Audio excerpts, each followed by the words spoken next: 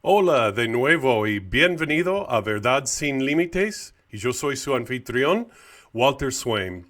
Justo el mes pasado, el pastor Steve Furtick de Elevation Church aquí en los Estados Unidos hizo esta declaración en Twitter que originalmente vino de lo que dijo en uno de sus sermones anteriores. Y él dijo, seguir a Jesús no te convierte en otra cosa, sino que revela quién has sido siempre. ¿Cómo sería ver el tú que Dios ve? Bueno, esto fue quitado de Twitter más tarde, pero fue rápidamente capturado y respondido por muchos. El problema es que se trata de una enseñanza claramente falsa en comparación a la Biblia. Hank Hanegraaff, famoso por su programa de responder a preguntas con la Biblia, dijo recientemente que la serpiente en el huerto de Edén que habló con Eva no era literal o real, sino una metáfora nomás. También dijo que la serpiente utilizó la telepatía mental para hablar con Eva. Ahora bien, esto es para otro podcast por venir, ¿no? Pero todavía se puede ver que la serpiente como literal, como el autor de Génesis, como fue la intención del autor de Génesis. En otras palabras, más de los maestros prominentes de la Biblia hoy en día, en inglés y en español, están negando o escogiendo solo partes del método literal de lectura e interpretación de la Biblia. Y esto es peligroso, ya que afecta a la verdad de Dios como Él quería que se entendiera. Entonces, ¿cómo puedes tú, el creyente que lee la Biblia, discernir entre la enseñanza verdadera y la falsa? Bueno, Dios nos muestra fácil y sencillamente cómo hacerlo. Y eso es lo que vamos a descubrir juntos ahora mismo en Verdad Sin Límites.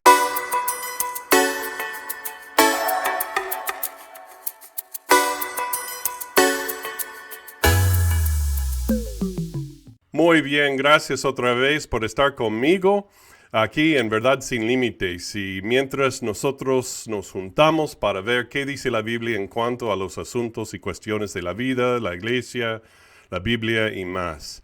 Así que suscríbete y hace clic en like y también síguenos y comparte este video y este podcast, con todos los que puedas, ¿ok? Bueno, vamos a proceder en el tema de hoy. Ahora bien, es de suma importancia no solo conocer bien la verdad de Dios, sino defenderla, para asegurarse uno de que lo que se enseña es verdad y evitar ser parte de lo que pretende ser de Jesús, pero que en realidad no lo es. Jesús mismo nos advirtió cuando dijo en Mateo el capítulo 7, guardaos de los falsos profetas que vienen a vosotros con vestidos de ovejas, pero por dentro son lobos rapaces. Por sus frutos los conoceréis. También Juan dijo en el 1 de Juan, en el capítulo 4, amados, no creáis a todo espíritu, sino probad los espíritus si son de Dios, porque muchos falsos profetas han salido por el mundo. Así que aquí, y estas son solo dos pequeñas partes de las repetidas advertencias en la Biblia, de la falsa enseñanza que viene, y de ser conscientes de ella y negarla. De hecho, Jesús dijo aquí que podemos reconocer qué es falso por lo que ese maestro expone de sí mismo, tanto en la enseñanza como en su estilo de vida también. Hoy nos enfocamos en las pruebas que Dios nos da para aplicar a cualquier enseñanza para determinar si es verdadera o falsa. Y las enumeramos como preguntas para aplicar lo que escuchas o lees de un maestro de la Biblia, ¿ok?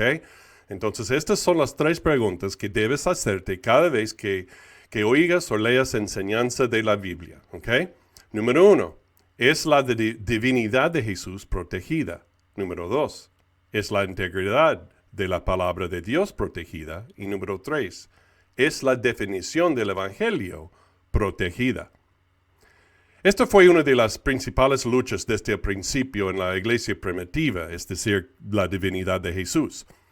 Hombres como el llamado Marción tenían falsas enseñanzas sobre Jesús en cuanto a si era Dios o uno de los muchos dioses o no era el mismo que el Dios del Antiguo Testamento. Hoy en día algunos maestros que pretenden ser maestros de la Biblia, pero niegan directamente que Jesús es Dios, enseñan esto. Ellos dirán, por ejemplo, que Él era Dios en la carne, pero así como otros hombres han sido lo mismo también. Esto se oye en el movimiento cristiano progresivo de hoy.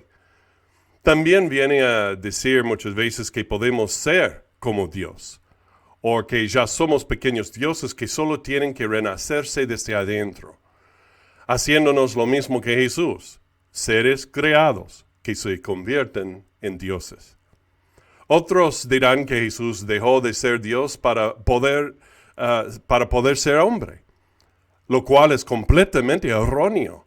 Jesús, aunque se autolimitó su poder a veces, nunca dejó de ser plenamente Dios mientras era plenamente hombre. De lo contrario, su muerte en la cruz también fue un acto sin valor, porque hubiera sido un hombre nomás, y no Dios perfecto que murió en nuestro lugar imperfecto. Bueno, pregunta número 2. ¿Es la integridad de la palabra de Dios protegida? En el libro de Apocalipsis, el capítulo 22, Juan escribió esto: Yo testifico a todo aquel que oye las palabras de la profecía de este libro. Si alguno añadiere a estas cosas, Dios traerá sobre él las plagas que están escritas en este libro. Si alguno quitare de las palabras del libro de esta profecía, Dios quitará su parte del libro de la vida, y de la santa ciudad, y de las cosas que están escritas en este libro. Esto no es solo para el libro de Apocalipsis, sino para toda la profecía y enseñanza de Dios por lo general, es decir, la Biblia por completo, tal como fue escrita y recibida. Todo el libro de Dios terminó con los escritos de Apocalipsis. De ninguna manera se debe alterar o cambiar o añadir o eliminar porciones de su palabra. Así que las sectas como el mormonismo y los testigos de Jehová directamente y obviamente cambian y añaden a la Biblia para hacer sus propios libros sagrados y así proteger sus enseñanzas erróneas. Por lo que es una negación rotunda de esta advertencia que acabamos de leer. Otros son más indirectos o suaves y sutiles sobre cómo se hace esto. No cambiando o alterando las palabras en sí, sino cambiando cómo se entienden las palabras. Vemos esto hoy en día con los creacionistas de la vieja tierra, o los maestros del diluvio local y no mundial, u otros como lo que leemos de Hank Hanegraaff, el hombre de la Biblia, sobre la serpiente en el huerto de Edén. Van agitando una varita mágica sobre ella y dirán que es una metáfora o un símbolo de otra cosa. Una vez que dicen eso, pueden hacer que la Biblia diga lo que creen que dice. O tomen filosofías mundanas como la evolución o el socialismo y las entrelazan con algunos versículos de la Biblia para que suenen legítimas y requieren nuestra obediencia, como si fueran los mandatos de Dios, tal como Él dijo, cuando no lo son. Así que si las palabras de la Biblia están siendo literalmente cambiadas o añadidas, o su significado está siendo cambiado por un maestro moderno, entonces sé consciente de este ataque de Satanás y evítalo. Y recibe la palabra enseñada correctamente solamente. Número 3. La pregunta número 3 ¿es la definición del Evangelio protegida? Pablo dijo esto en las primeras palabras del libro o en la carta que escribió a las Gálatas. En Gálatas capítulo 1, él dijo: me maravilla que te alejes tan diferente, que no es otro. Pero hay algunos que te molestan y quieren pervertir el Evangelio de Cristo. Pero si nosotros o un ángel del cielo os anuncia otro evangelio distinto del que os hemos predicado, que sea maldito.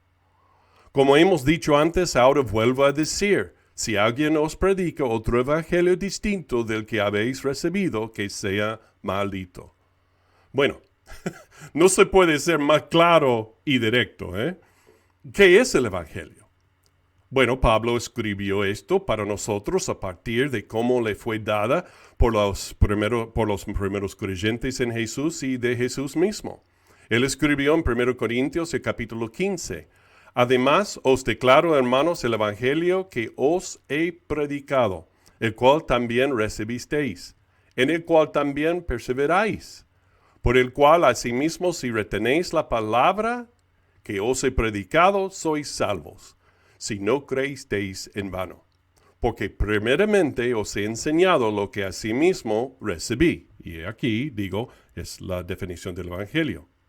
Que Cristo murió por nuestros pecados conforme a las Escrituras y que fue sepultado y que resucitó al tercer día conforme a las Escrituras. Entonces así es tan claro. El Evangelio es Jesús crucificado, enterrado y resucitado al tercer día para salvarnos de nuestros pecados. Jesús murió por nuestros pecados y resucitó vivo. El mandato es creer en este Evangelio, estos hechos sobre Jesús, para que la vida de uno sea salva. Hoy en día el Evangelio está siendo constantemente convertido en un evangelio social, que cuidar y curar la pobreza es el Evangelio. Eso no es el Evangelio. Es un producto del amor de creer y ser cambiado por Jesús por el Evangelio. Pero no es el verdadero mensaje y propósito del Evangelio en sí. Hoy en día el Evangelio también se ha convertido también en un evangelio de su justicia social, insertando el socialismo en el mensaje de que el Evangelio trata de corregir los errores cometidos contra las personas en la sociedad. Una vez más, amar y tratar a las personas de forma justa e igualitaria es un producto del amor que debemos mostrar a todas las personas porque hemos sido cambiados por Jesús y su amor en nuestro interior. Pero no es el mensaje del Evangelio en sí mismo. Entonces, cambiar el Evangelio no es tolerado por el Señor. Y el creyente necesita tener mucho cuidado con esta falsa enseñanza, apartarse de ella y compartir con todos la única y verdadera buena noticia de Jesús, y que se aparten del pecado y crean en Jesús para ser salvos. Así que hay mucho más, pero Dios nos da estas 3 pruebas o preguntas que aplicar a cualquier enseñanza que escuchemos o leamos en la iglesia o por radio o en podcast, etc.